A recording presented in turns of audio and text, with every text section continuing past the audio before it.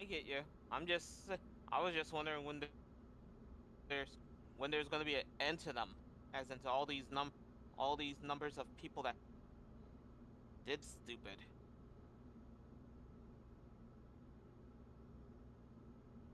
Then again, stupid can multiply, can it? But yeah, that's like, I mean, people are like, I can't believe that. I'm like, I don't know what you're surprised about. Come on, we all know how this is gonna go. I'm not surprised. Yeah, I'm not surprised. I'm just wondering when will it stop?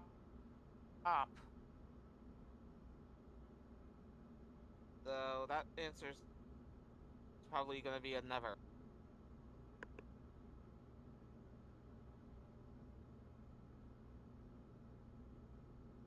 So I don't know why people act like that. They're like, ah. I mean, because think about it, okay? The people who were really heavily involved in the shady behavior at Ubisoft and the corporate culture of fucking people over and being bullies and assholes, right? They were all promoted, which means the people in charge of promoting people, HR, and the CEO of the company and founder, Yves Guillemot, obviously knew these people's character. So if you look at it, if you look at a fucked up corporation, okay, the attitude starts from the top down, okay. All right, think of it like a human body, okay. Your bad leg, let's say you stub your toe. Your stubbed toe isn't gonna affect the rest of your day. Your mentality, what you think in your head about that stubbed toe, is gonna affect the rest of your day. All right, and that's basically how a corporation is, okay. um like, so if because if Yves Guillemot it was serious about this shit, none of these people would have ever been promoted in the first place. Like, the only reason these people were drummed out is because they got caught, not because they were doing something wrong. Okay, and I mean, I never wanted to say this, but Ubisoft is a worse company than EA. That's a that's a tall order. Because EA just But somehow they kills did it, didn't they? EA just kills IPs that you don't love. Um, I remember we had that podcast where I read, and it was in French, but it was a translation from French, but where this guy talks about how this female VP of marketing said some shit he didn't like, and he basically intimated that she needs to be sodomized so that her mind will open up. I was like, God damn, that's fucked up. I mean, if you say some shit like that,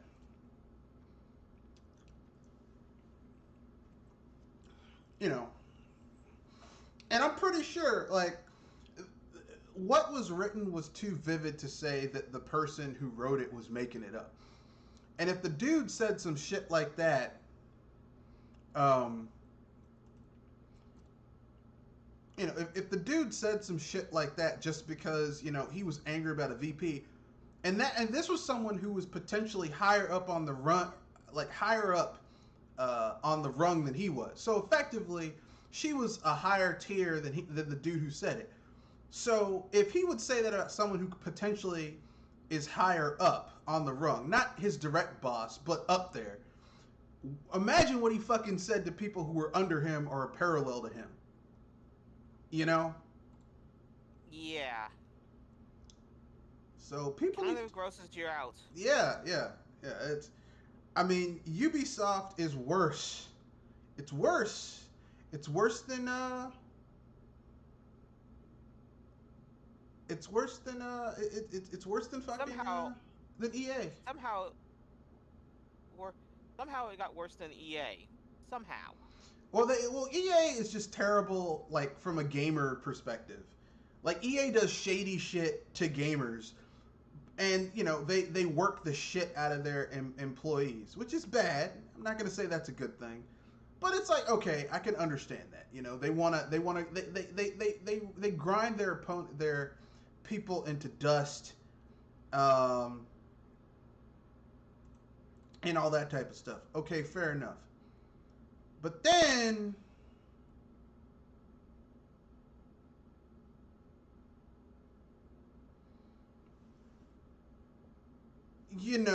it's like you get worse, but then it gets worse, It's like, okay, like EA is bad for gamers, and they're kind of shit on their employees. But like, I mean, you haven't heard anyone being threatened to be raped at EA. You know what I'm saying? Like EA just takes some of our favorite studios and grinds them into the ground. But I've never heard of any female employee from EA being like, yeah, some guy didn't like what I said, so he basically said that I should be sodomized over a table. It's like, so EA in this regard, Ubisoft is at the bottom of the barrel. It's the dregs. It's worse than EA. Can't believe that, but here we go. They're worse than EA. Anyway. Can't wait to see them get the golden poo. I mean, I don't know if they'll get the golden poo, but I definitely haven't bought a Ubisoft game in a very long time. Like, a very, very, very long time. Like the only Ubisoft games that I have quote unquote bought are ones that I got for free through the Epic Game Store. Like, I wouldn't go out of my way to buy an EA game, if you get what I'm saying. I mean, a Ubisoft game. So, your thoughts on this, Kenoshi? I think, I don't know. Obviously, they're probably just going to get away with it. They're probably going to pay people off and either to probably pay them off to go away, like an early retirement. Well, they did that to the perpetrators. They gave them a big payoff. Which I'm kind of like, yeah, but what about the myriads of people that these people ran out of the business, who could have been making some good games?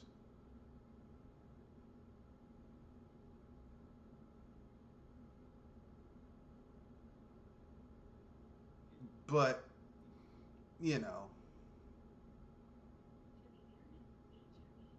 is what it is. Anyway,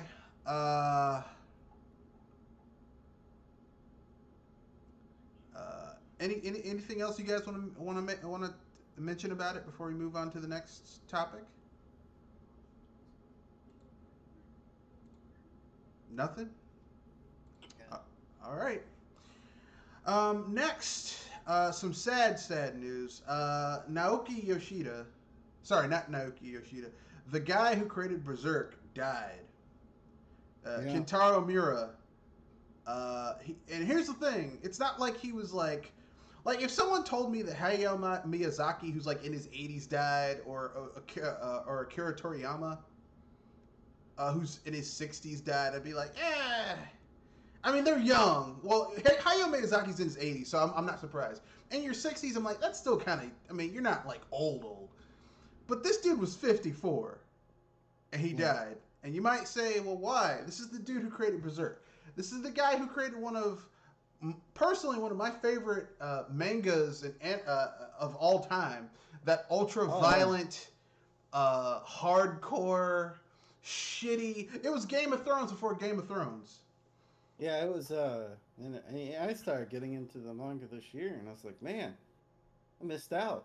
It's like, manga's incredible, but, yeah, it's, yeah, instead, I was surprised when I saw the news. I saw the news by, Final Fantasy 14. They had like a memorial service in the game, because that seems to be a thing when certain people die, but...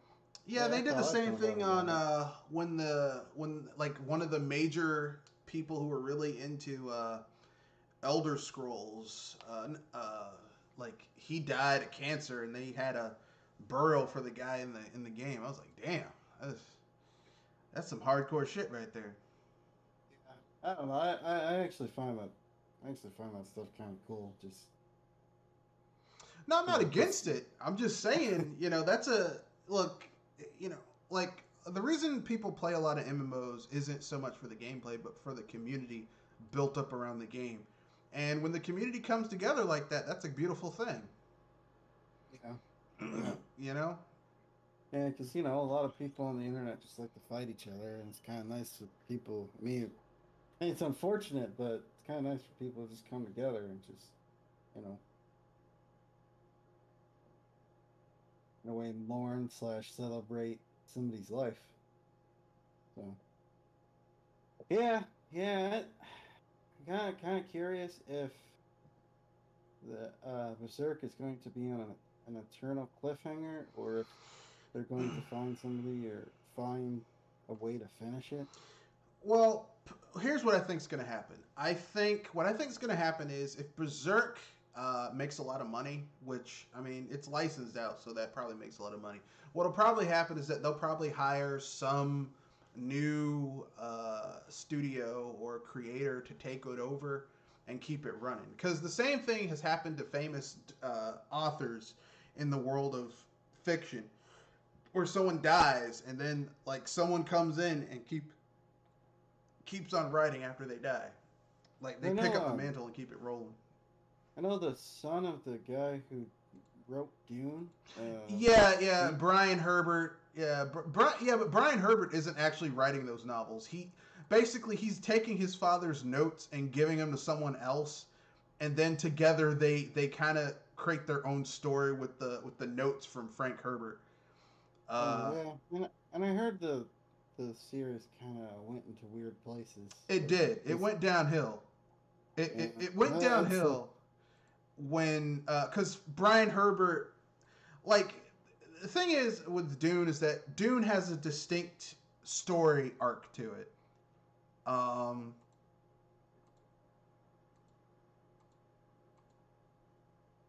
And Dune's story arc doesn't really exist. The story arc has been changed due to Brian Herbert and his ideas of what it should be. It's kind of fucked up, really. Yeah, that's kind of what my worry about the Berserk series is that love like Dune, like no, I don't know.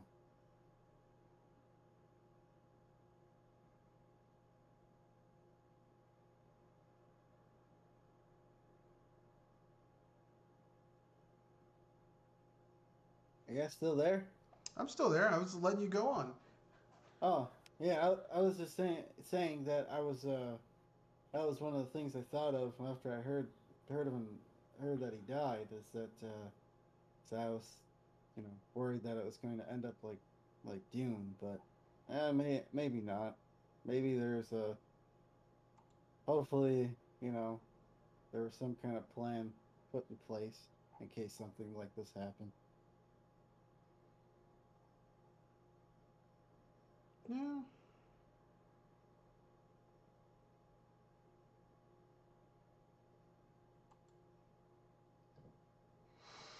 That's what I hope.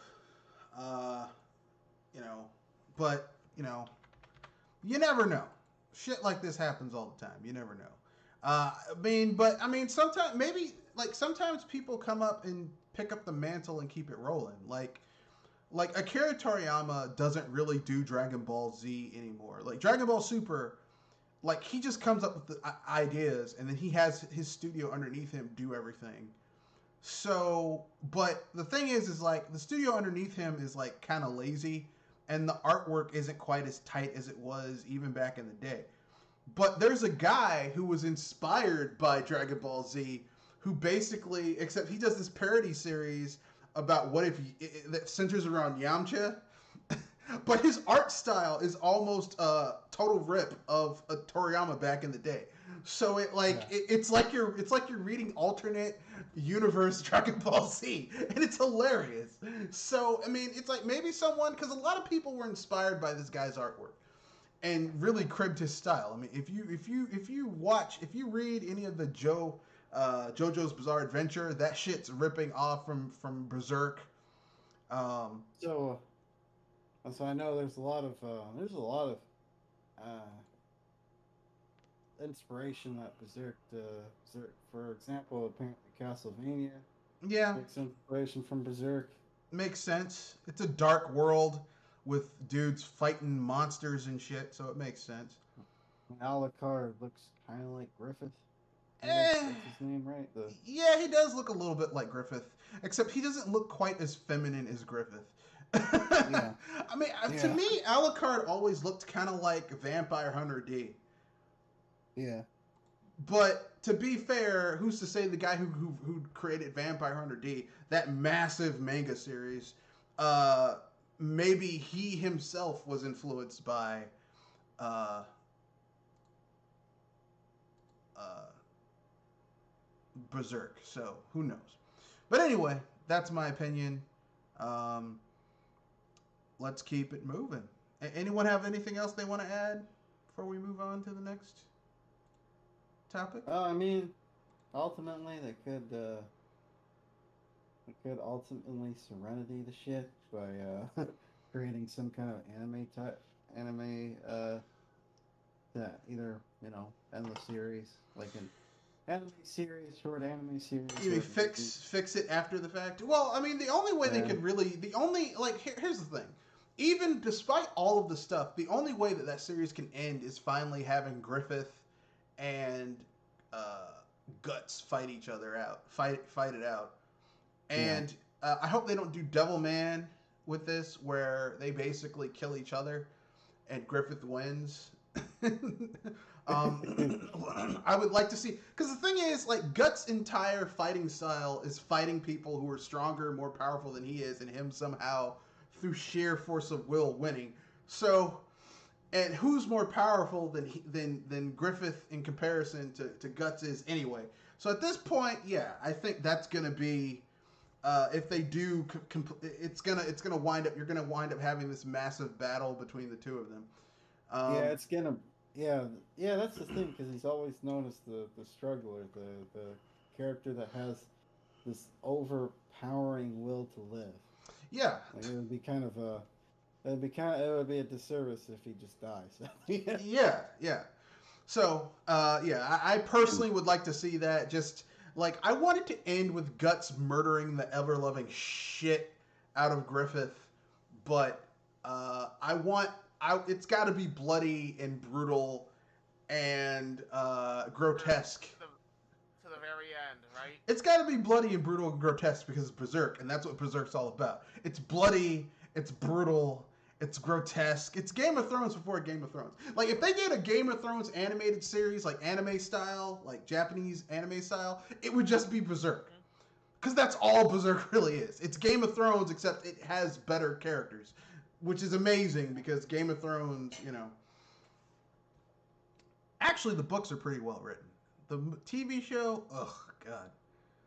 I heard the problem is the book series also doesn't necessarily have an ending.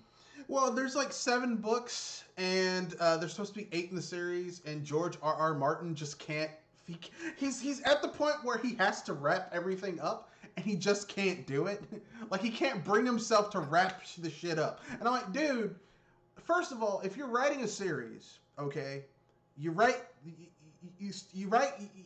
do an outline. You do the beginning, the middle, and the end in your outline. Like where your characters start, where they're gonna reach, where they should generally be in the middle, and where they're gonna be at the end.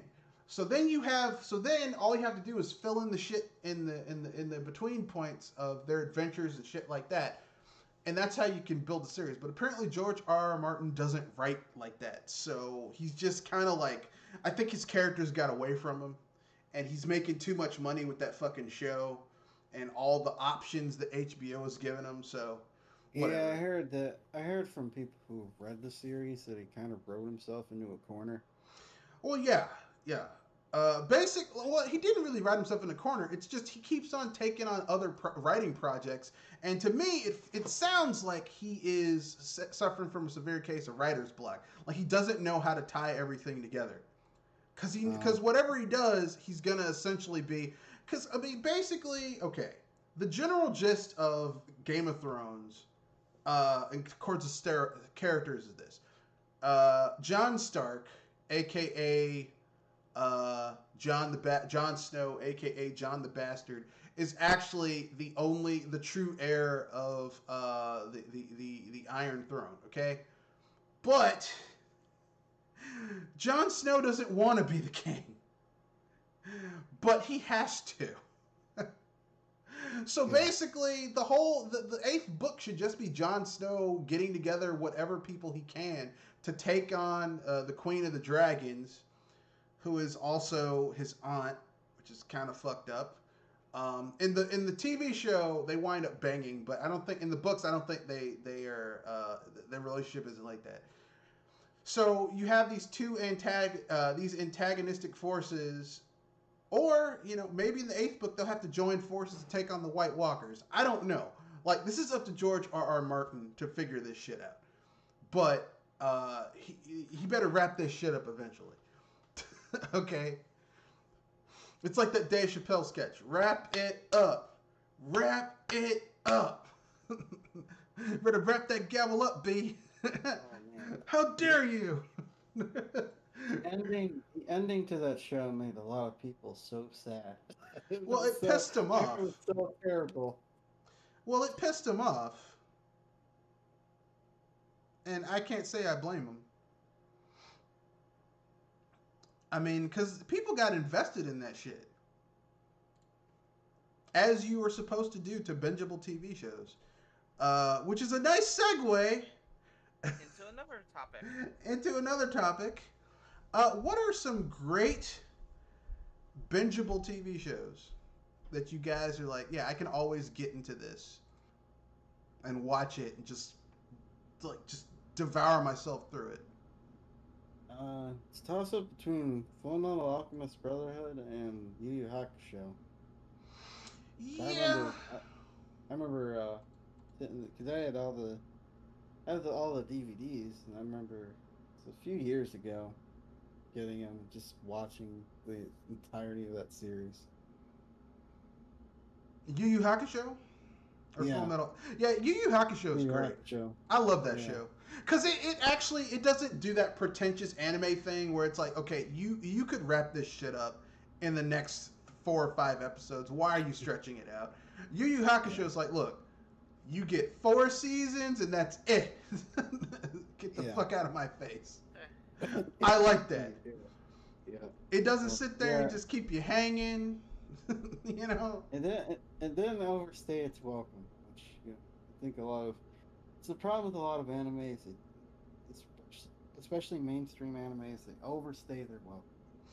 Well, I mean, I'm not against an anime stretching out for a long time, but you got to do it if you're gonna stretch it out. You got to do it like you got to have some really good, compelling storylines. Like One Piece could have been finished like 3, 4, 5 years ago, but the pirate crew, Luffy, Monkey D. Luffy and his crew are going on different adventures and shit, and they're entertaining. Not like that bullshit with Naruto Shippuden, where it's just like, did you have to stretch this out? I thought you were going to punch Boruto as well. I mean, Boruto is shit too, but I haven't really watched it all that much. Don't waste your time. It's awful.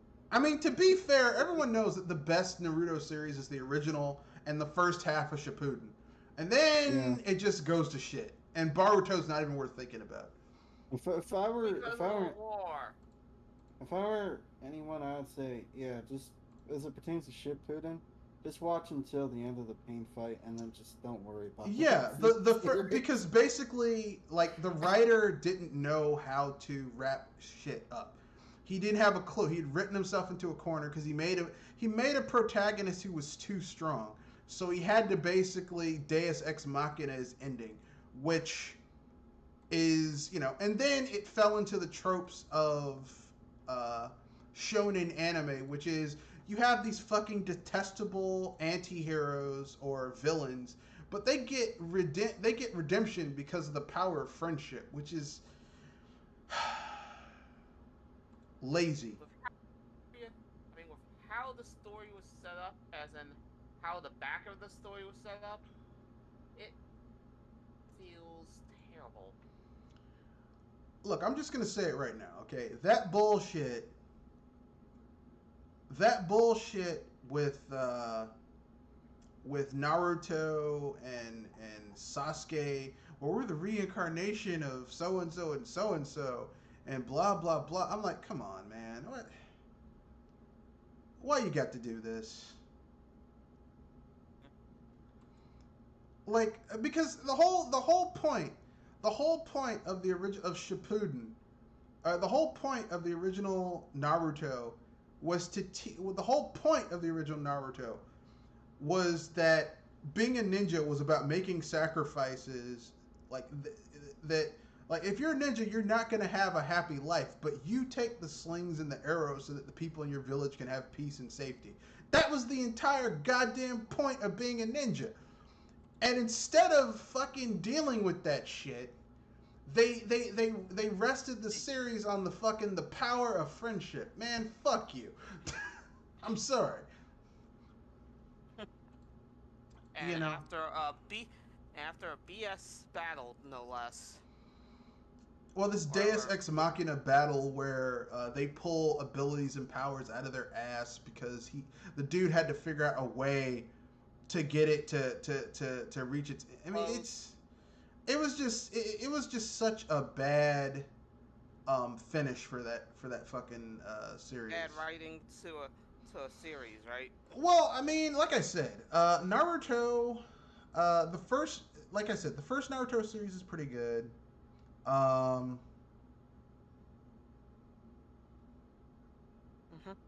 In my opinion, Naruto, like the original Naruto is good. Naruto Shippuden, the first half of Naruto Shippuden is good. Keyword, the first half. The first half is good. And then after that, it just kind of falls apart because, the power. It's because of the war. Well, it's the power of friendship. The power of the friendship shit just kind of fucks it up. I mean, yeah, it's not only that. It's just the way the motivations of the villain. At the end, like Pain's motivation made a lot more sense than Madara's motivation. So. Well, I mean, like I said, the final villain of Shippuden should have just been Madara Uchiha. That should have been the final villain. None of this. Well, actually, every time you use chakra, no, fuck that. Okay, it should have just been Madara Uchiha because the whole point. It should have been like, okay, look, he's pissed because he lost to the original Hokage. Okay, and now he wants revenge, and everything's got to be burnt, and he's gone fucking crazy. All right. And now, now Naruto's got to. Naruto has a family. Like his family, he has a hate boner for the Uchihas. Oh, sorry, for the Uchihas. Okay, because Madara is the one who set the demon fox onto the village to try and destroy it that second time, and it failed, and it was sealed into Naruto. It would have been the perfect poetic license for Naruto to basically fuse with the Kyuubi inside of him, the demon fox, and take on Madara and just wipe his ass the fuck out. And then the end of it would have been like a depowered down Naruto because you can't use that demon fox form for too long, and him having to murder the shit out of Sasuke. That would have been. It's like, look, listen. This family is tainted. Okay, they cannot be saved. Okay, they're rotten. They have to die. And as someone who wants to someday be Hokage, that means I have to make the sacrifices in order to protect the village. Because that's what the Hokage of each village does. They make the tough choices to protect the village. No, the power of friendship. The fuck out of here with that shit. I guess all does that. The whole power of friendship thing. The power of friendship? Man, fuck you. But friendship? Kiss my ass. Anyway, For me, I have a couple of bingeable series. Well, actually, I have three. I'm gonna give you three. This is a sci-fi show, but it's very different from Star Trek. So if you're not into Star Trek, or you don't like how Star Trek is a little too preachy with morals and like we don't do that here and we don't need money anymore and all that shit. What if I told you that there was a sci-fi series where, unlike in Star Trek where everyone is really competent, even the fuck-ups are experts in their field on a starship. What if I told you there was a sci-fi television show where everybody is a fuck-up? Everybody on the ship is a fuck-up. Spaceballs animated. It is not Spaceballs animated. It is not. It is called Farscape. It had 4 seasons and a made-for-TV movie that wrapped up everything because it got canceled on the 4th season. Because at the end of the 4th season, they had a major cliffhanger, and they couldn't get the funding to complete the season, so they did a TV movie to wrap everything together. But anyway, it's really good. I personally enjoy it. It's called Farscape. It's about this guy named John Crichton, who is a scientist on Earth, who is basically... like his big experiment, he's trying to discover a better way to get ships to go faster to their location using a gravity slingshot. And when he does, like he manages to pull it off, but when it does, a wormhole opens up, and he gets sucked inside of it and launched to another galaxy. And he accidentally dings a starfighter when he gets into the other galaxy and kills the brother of the guy who's commanding this massive convoy of basically semi-police peacekeeping military force. So now he's got this guy who has a hard-on to kill his ass for a massive military force, and he's picked up by a prison ship that the inmates on the ship have basically managed to escape their cells and have commandeered the ship and are trying to get away. But everyone on the ship is a fuck up. Okay? Like, the military badass on the ship is a Luxon. They are one of the most premier fighting forces in the lore of the series, but they also suffer hyper rage. So it's like ultra berserk badassery. As in blind kill everything rage. Basically, yeah. But they only do it to other males. So John Crichton, who is male, is constantly having this guy trying to kill him. Constantly trying to kill him. It's hilarious. But like, the female, they get other members of the crew. The female priest on the crew who, in Star Trek, her counterpart would be like Counselor Troy or the Doctor. She killed a dude. She killed her former lover because he was helping a hostile force, basically, essentially, like all of the people who dissented against his term limits were basically thrown into jail so he could maintain his power, and she killed him. She did basically her version of a mind meld with the guy and snapped his neck. So my point is this. It's a really good show. It's appropriately violent. Actually, really cool. It has sex in it. I mean, it's PG-13 sex, so... but you pretty much get what's going on. It's got humor. It's got some pretty good special effects. I mean, it's basically the equivalent of a modern day Lost in Space, because John Crichton's always trying to get home, but he's never going to get home. But he's always trying to get home. It has some pretty good stories, some pretty good character moments, a lot of violence. I did mention a lot of sex. Overall, it's pretty good. Oh, and once again, let me reiterate: the main character is a total and complete fuck up, and I love that. because normally like you watch sci-fi shows, everyone's really competent. It's very rare you get a main character who is, characters who are fuck ups and deeply flawed. But anyway, secondly, Vandred. It's only got 2 seasons, 13 episodes each, but they're really good. It's about a guy named Hibiki Tokai, who, like, he's one of the original colonists who were on these generation ships who were trying to escape Earth. And he lives in a segregated society where the women live on one planet and the men live on another planet. And the women basically are managed to survive through piracy, and the men are overly militaristic. And you might be wondering, well, how do they reproduce? Cloning. Copious amounts of cloning. The men basically take stem cells from each other and put it into an incubator, and through some mysterious science, they clone people.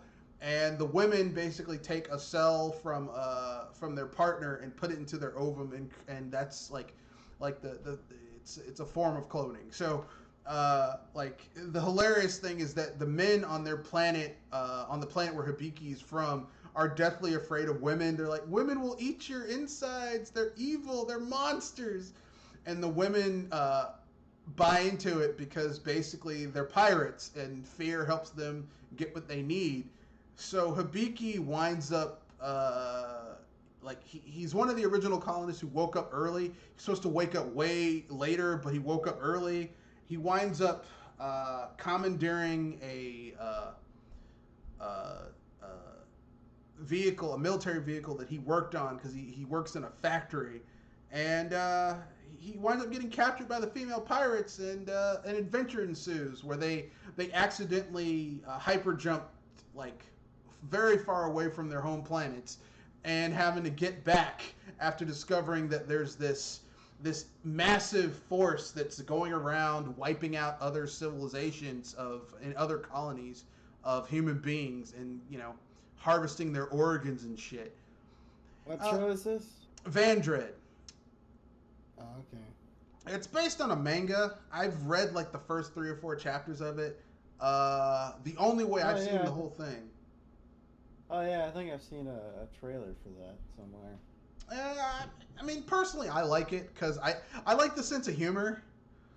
Because it's just kind of funny. Because like the main character's there's one where one of the girls who's like totally into his shit. She's like, yeah, I want you to come to my room, and he's hanging out with the other dudes. Early on in the first season, and he's like, they're in the jail because they just lock him in the jail because like everyone else on the crew is just female, and he's like, yeah, she wants me to go to her room, and the other dudes are like, well, what are you gonna do? Why don't you do it? He's like, I don't know what I'm gonna do if I go to her room. I don't have a clue. It's hilarious, but yeah, it's pretty funny. It has a lot of like the amount of character growth they are able to get out of all the characters over 2 seasons rivals what you've seen in multiple seasons. And these are 13 episode seasons. These aren't like 24, 26 episode seasons like you see on American TV or something like that. So it just shows the strength of the writing and stuff like that. There's a lot of changes from the manga to the anime, but the changes were pretty good. They showed this on American TV, but they kind of fucked it up a little bit. I guess Americans couldn't deal with the whole lesbian vibe of the female members.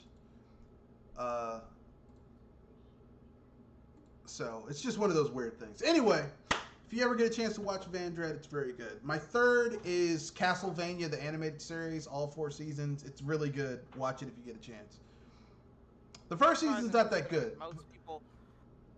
That's what I was about to say. Most people saw season 1 and felt exit. Yeah, season 2 wasn't that good.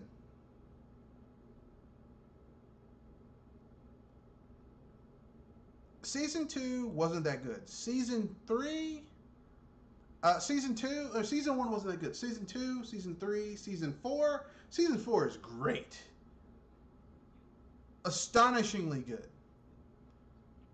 So, speaking of things that are astonishingly good, and hype,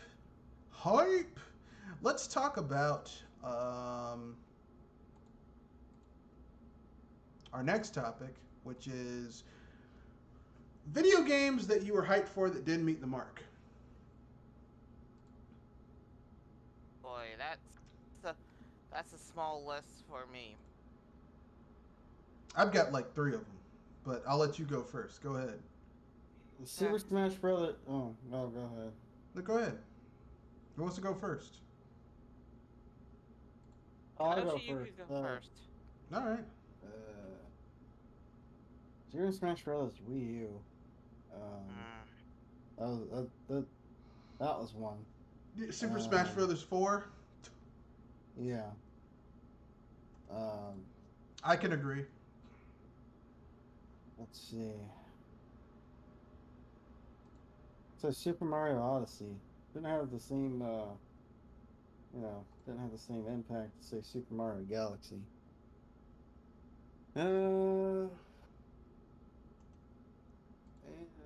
Those are the only 2 I can think of off the top of my head. Okay. Your turn, Me? Jewel.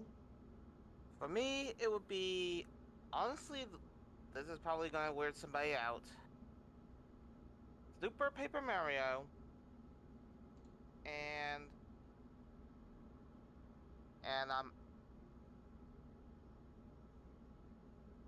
oh yeah, Crash Bandicoot 3, which is which I do own, and I did try to see how it was supposed to be as good as the Mario series, but it didn't feel that way.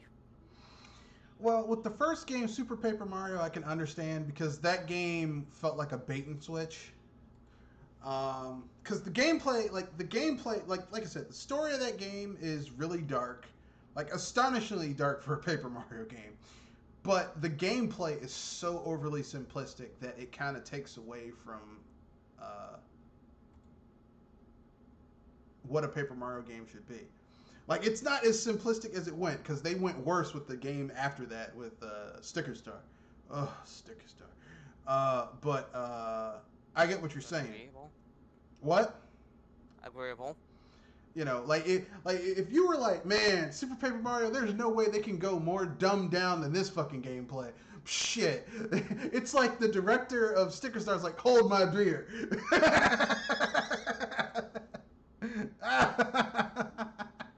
Because Sticker Star is worse.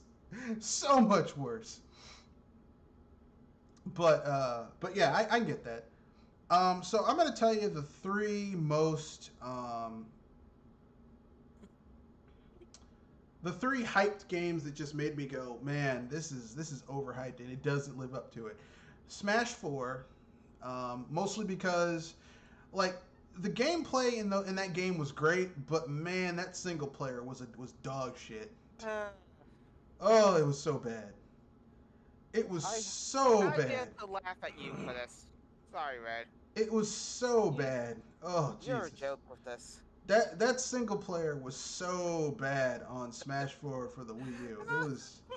It was bad. Like, the single player was like mediocre on the 3DS, but the single player on the home console, it was like, I'm like, these people didn't spend any time on this shit.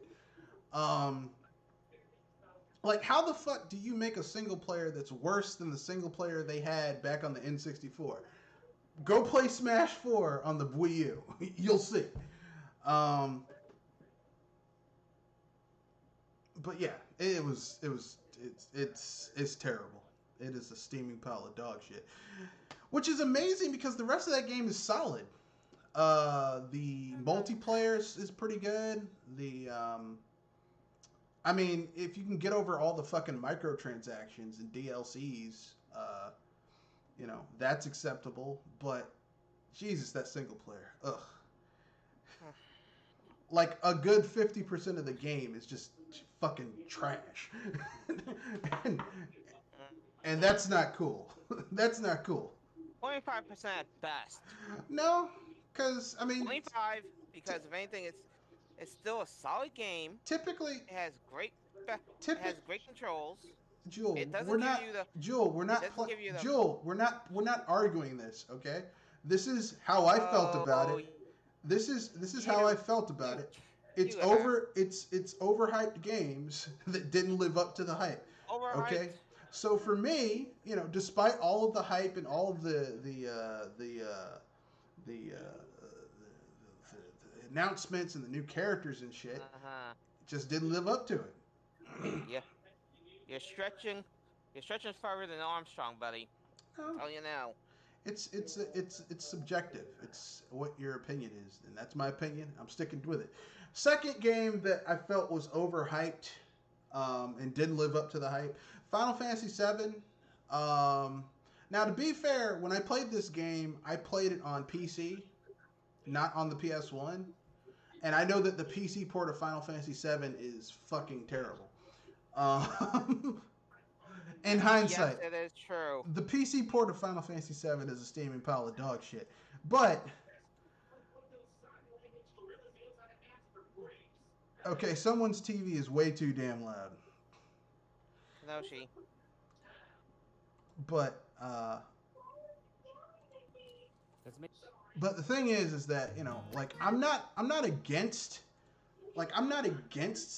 Final Fantasy VII, but I just don't see how that game managed to sell as much as it did aside from the hyper marketing because it's not that good of a Final Fantasy game, and I stand by that. It's basically a To at least agree shittier with you on that. version. The only thing, as far as I could tell, that makes it at least more a good game in a sense would be the battle system, and both of us know how we can mix up on that one. Yeah, it's basically Final Fantasy VII is the shittier version of Final Fantasy VI. And yes, it's in 3D, but I mean, if you take out the 3D, like it really doesn't add anything really new to Final Fantasy on the whole. So to me, I just feel that it's an overhyped piece of shit. Next, I would say the remake's more overhyped than this one. at least the remake's trying to do something new. I mean, to its detriment, but it is trying to do something new. Final Fantasy VII is literally, they took the template from Final Fantasy VI, put it into 3D, and that's it.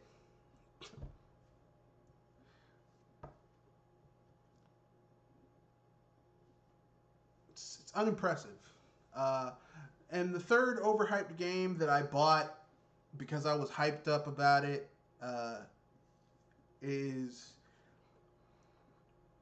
another Nintendo game. Because Nintendo's the only company I kind of get hyped about. It is Origami King. I was kind of hyped up about this game. I wasn't like overhyped. I wasn't like, this is going to be the best shit ever. It's going to be returned to, it's going to be just like Paper Mario, Thousand Year Door. I was not like that. But I was like, yeah, maybe it'll be good. And then I got it. And I was like, this shows some promise. Like the opening, like the opening of the game is pretty good. When you're in Wispy Woods, it's like, wow, this is pretty cool. And then there's a certain point in the game where like it just started going downhill and it never recovered for me.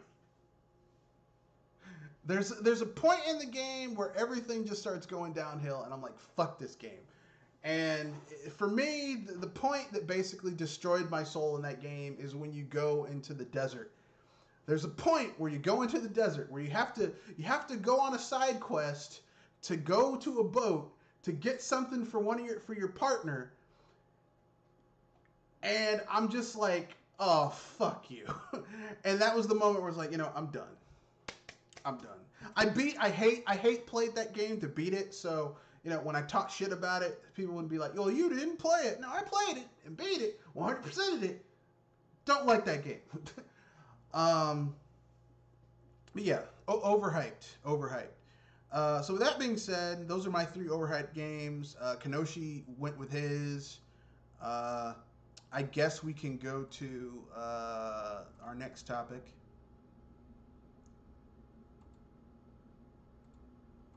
I guess. Next topic. What have you guys been playing lately? Huh. Basically, I've been trying to trying to sharpen my skills a little bit with Tetris. So I've been playing mixes between Tetris 99 and Puyo Puyo Tetris 2. All right. So I still have a headache trying to work with the Puyos. Yeah, I'm not a big Puyo Puyo person myself. I prefer Tetris or Tetris Attack. So Tetris Attack used to be like based on Yoshi, and then they changed it over to Pokemon. And then it changed to something generic like Puzzle League. No, it was called Pokemon Puzzle League. It used to be Tetris I Attack with know. Yoshi, and then they turned it to Puzzle League. Personally, I I would prefer say that- Tetris Attack with Yoshi, but that's just me. I was saying that they turned it from a series that went with Yoshi to a series that went with Pokemon, and then went series genderless. Yeah, no, it's still called Pokemon Puzzle League. It's just kind of lame. Actually, it just went generic Puzzle League.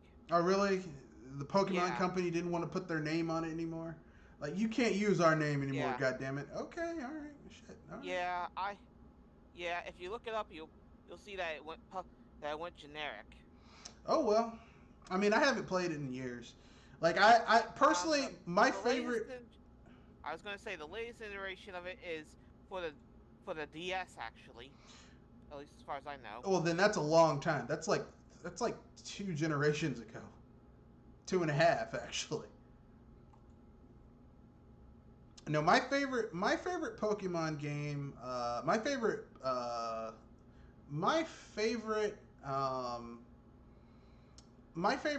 game in that series, I like the Game Boy version of Tetris Attacks. Not the Super Nintendo version, the Game Boy version. Because the Game Boy version is it's a feat of engineering, the amount of content on that cartridge. But you know who was the lead programmer on that game? On the Game Boy.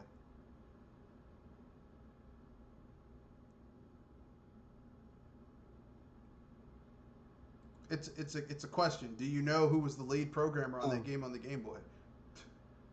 Oh Be quite no. surprised, and that was I feel like it's probably Mr. Yokoi. But No, I it's might be Satoru wrong. Oh. Yeah. Wow. It was an Iwata special. Okay. I So thought it was a Gunpei. nope, it was an Wow. Iwata special. So yeah, that's one of my favorite. Games for that system is that game and Dragon Quest 1 and 2 on the Game Boy Color. Like, it's amazing what they were able to fit on that console using that compression technology. Anyway, continue on.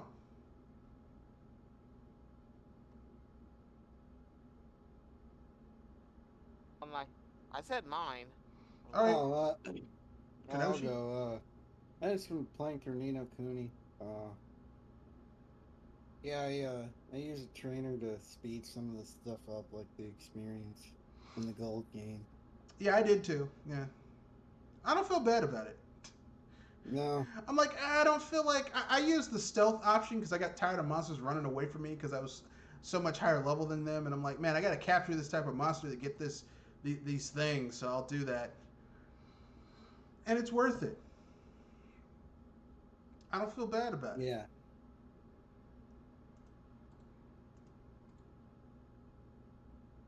And I wish somebody would say something to me, but how could you do that? Come on, man. But yeah, I would say that Nino Kuni, the pacing is a little slow. It sucks that even on PC, the damn thing is locked at 30 frames per second, which is just stupid. You know, on PC it should be 60. Sorry, I know some people are gonna get mad about that, but it should really be 60. But whatever. No, it's 60 for me.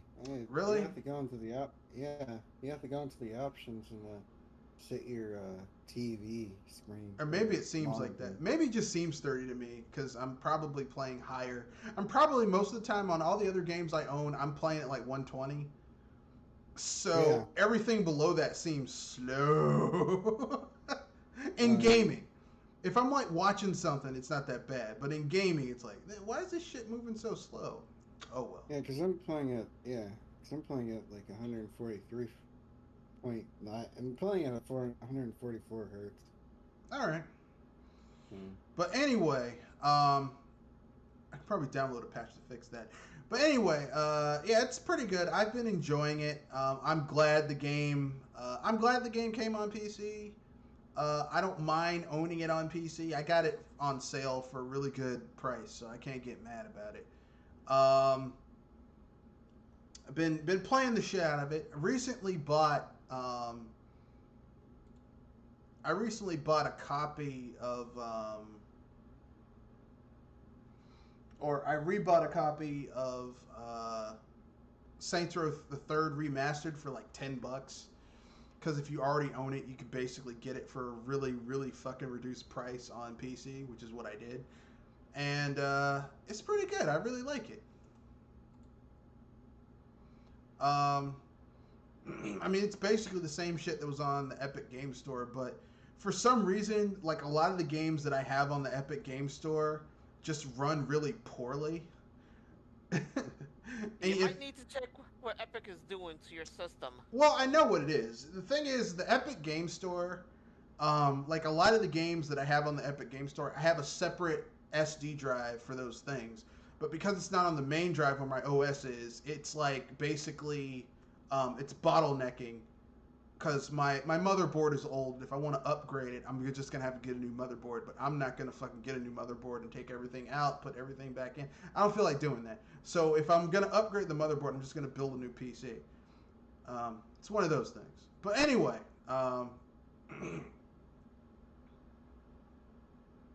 it has nothing to do with Epic's weird-ass things that they do. But yeah. Been playing that, been having quite a lot of fun with it, having fun with those two things. I guess we can move on to our final segment. What E3 announcements that could be made at this year's E3 that would make you just like be like, oh, this E3 wasn't a waste of my time? Here, I got two, but I'm probably gonna be.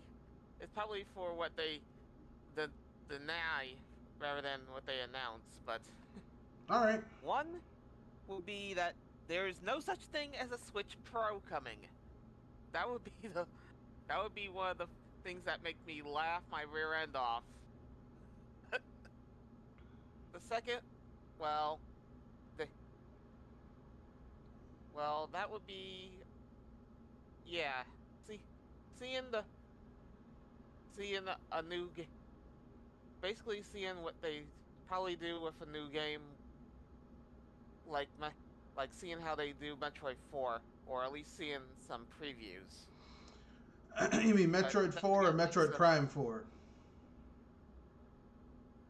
Actually, a Metroid 5 or because I'm not a Metroid Prime fan. A 2D Metroid game. That's what you're talking about. Yes. All right. Okay. If I could at least see that, I could at least say, this is one of those times where trolls where the expectations were flipped on their head. All right. So that, and hearing that there's no such thing as Switch Pro coming, that would make my day for sure. Well, I mean, I personally do think they're going to announce a new revision for the Switch, a new hardware revision for the Switch. But I don't think it's going to be I don't think it's going to be substantially better than what the Switch is right now. I personally think that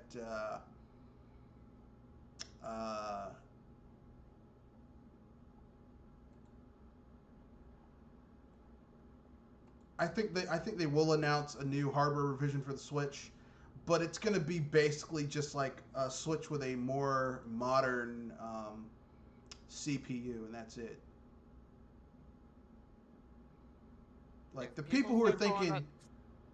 If people start calling that the Switch Pro, I'm going to blame you for calling it. I mean, they can call it whatever the hell they want to, but I mean, if you think about the fact that the CPU with the original Switch was hot like 4 years before the Switch came out, then and at this point the Switch is like 4 years old, roughly speaking.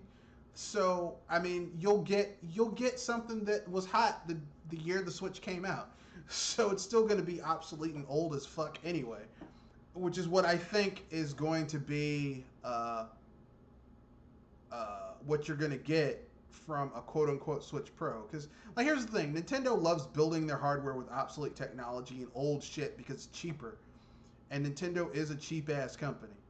So that's what I see them doing with a quote-unquote hardware revision for the Switch. I was going to say reasonably cheap, not... No, they're cheap. They are cheap as fuck. Not cheap as you... I was going to say reasonably cheap and not as cheap as trying to go $3.99. No, they're cheap. They're cheap. I just think it's going to be kind of like, we aren't spending that type of money on this, and I'm okay with it. I'm not bothered by them spending a little bit of money on the shit. But anyway, that's my opinion. Kenoshi, do you have anything that you'd like to see at this year's E3 that makes you go, wow, this actually makes E3 interesting and not just some bullshit? They make an announcement that E3 is going to go away forever and that everybody's on their own. That'll excite me. Yeah, fuck you guys. Like, we're going home. About time. Yeah, Nintendo, they all pop up. They're like, fuck you guys. You're on your own. Bye. The only ones that probably be able to adjust on the fly with that would be Nintendo, because I don't think the others could manage it. No, I think Sony can manage it. I mean, they have their shitty ass PlayStation experience. I was saying they'd be able to do it, but not as smoothly. No, you're right. They wouldn't, because the PlayStation experience sucks. It's too long and too verbose, and they don't just get to the fucking point. It's got to be like, oh, it's like a TV experience. I want to go to a movie theater. I'm like, who the fuck's going to a movie theater to watch this shit? Like, they're trying to make it a movie experience.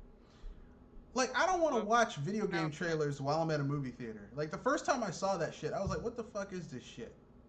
I'd be wanting a refund for my movie if I ever had that happen. Well, I wasn't that far gone, but I was like, I came here to watch. Like, show me trailers of movies, not video games.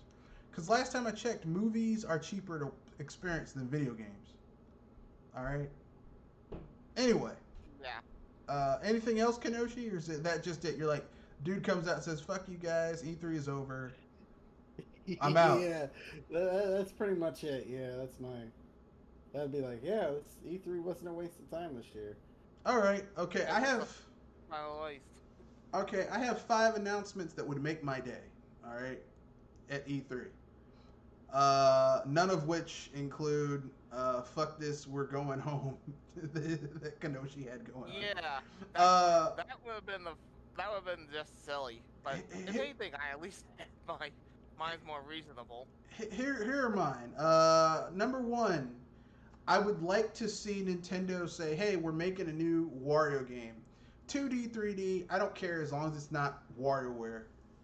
That's it. If it's WarioWare, I'm gonna have a laugh.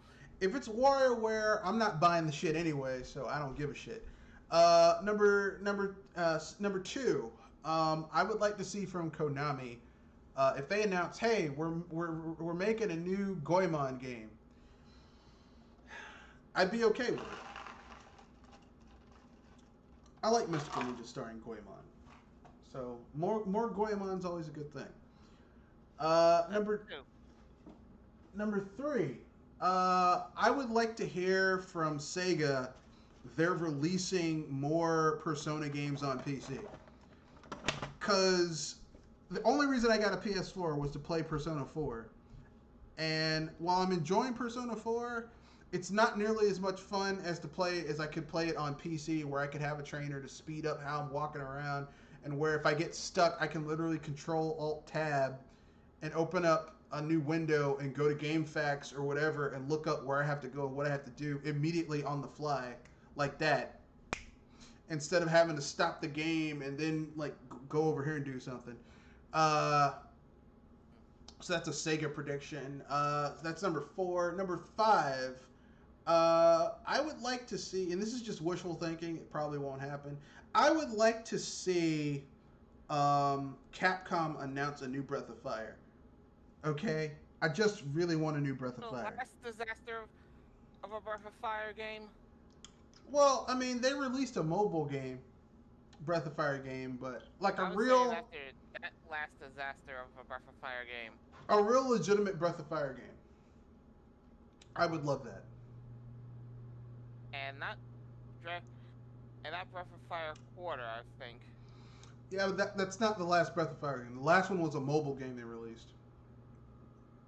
Before that was Dragon Quarter, which is Breath of Fire 5, which sucked.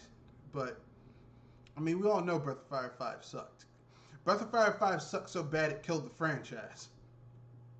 Yeah. And 2 bad games in a row doesn't give much hope. Well, the mobile game, I don't know if the mobile game was good or bad. I just don't want to play a mobile game version of Breath of Fire. You know, I'd rather have a legit Breath of Fire game, you know what I'm saying?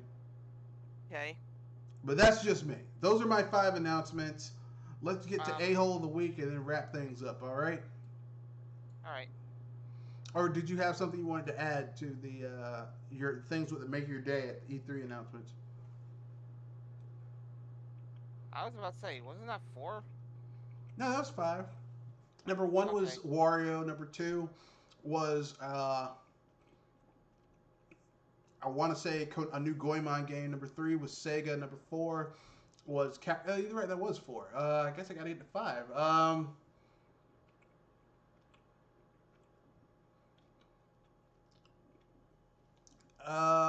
Okay, there's another Nintendo one. Nintendo announces N64 coming to their library. That's hopeful. That'd be cool. Yeah. I mean, they'd have to have some good games on their N64 library, not the usual suspects. So I don't want to hear, oh, we're bringing the N64 library, but we only got 4 fucking games for it, and it's the same shit they always come out with. You got Mario 64, Wave Race, F-Zero, and Mario Kart 64. I'm like,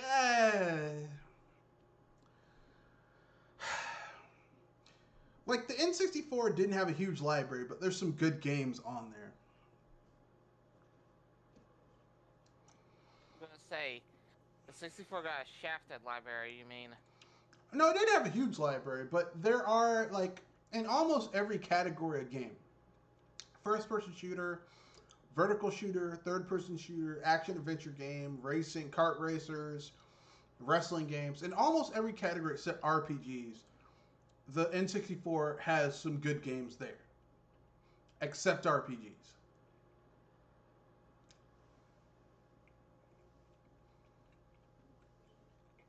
Anyway, here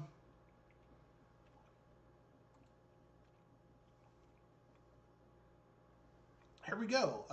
So, A-hole of the week. Who wants to go first?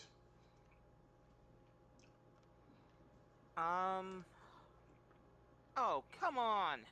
Really? BRB, boys. All right,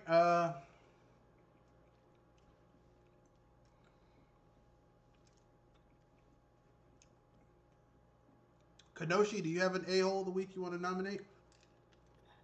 No, I don't have one. All right, well, I guess I'm going to steal Jules. Ubisoft,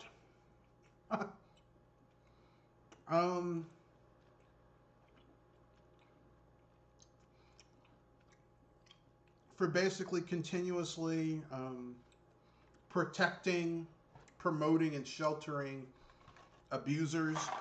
And then the only time they actually did something about it Was when they got caught. was when they got caught. But then, to add insult to injury,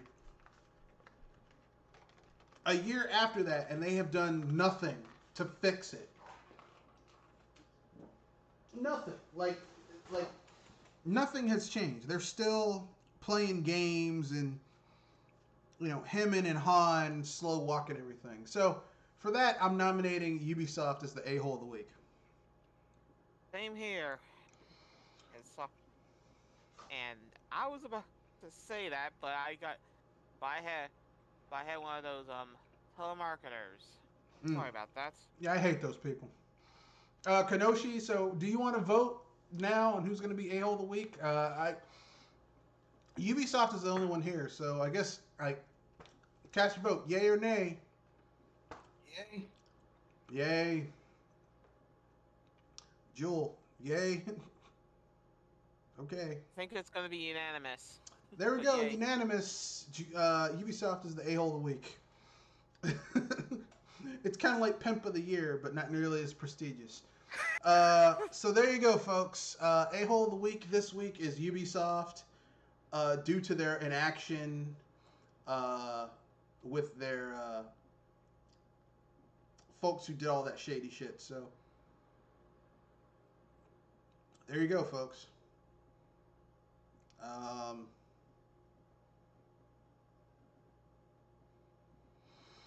Anyway, that's the end of that's the end of this podcast. Anything you guys want to rake?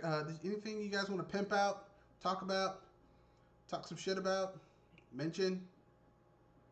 Well, I was gonna ask one thing. Go ahead. Are you gonna get ready? Are you gonna get ready for E3 news, or are you just gonna read the headlines that pop up?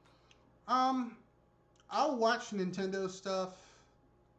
Just because that's what I do, and I own Nintendo products, so I have an incentive to care about it.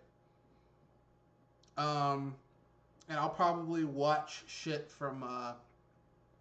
I'll probably watch the Devolver Digito Expo, and I'll probably watch the PC Gaming Show. Aside from that, even though I have a PS4 and and I don't have an Xbox, but I have a x86 PC, so x64 PC, so technically speaking, I have an Xbox too.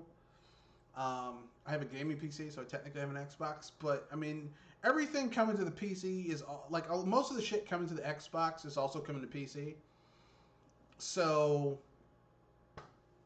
I don't need to watch the Xbox show. And with Sony, 65% of the shit that's coming to this PlayStation is also coming to PC. So it doesn't matter.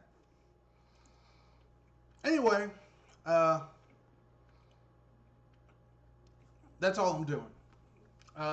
So we'll probably do a recap of E3, since I think E3 starts on a Sunday and ends on a Wednesday, so we can cover everything. But I'm not gonna watch it. I'm probably just gonna watch the Nintendo thing and the PC game show. I at least asked that because I'm not sure how we're gonna do this year's.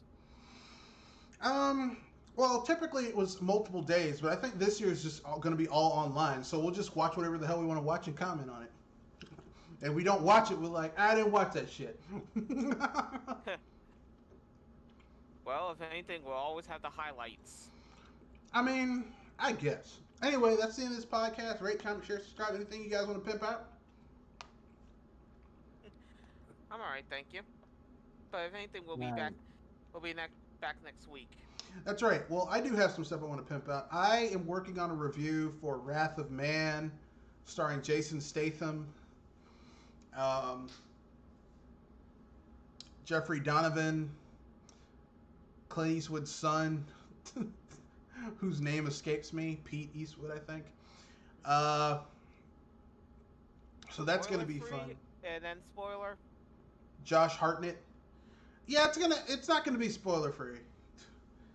I mean, this movie isn't big enough for me to do spoiler free. It's I'm just gonna tell you how I felt about it.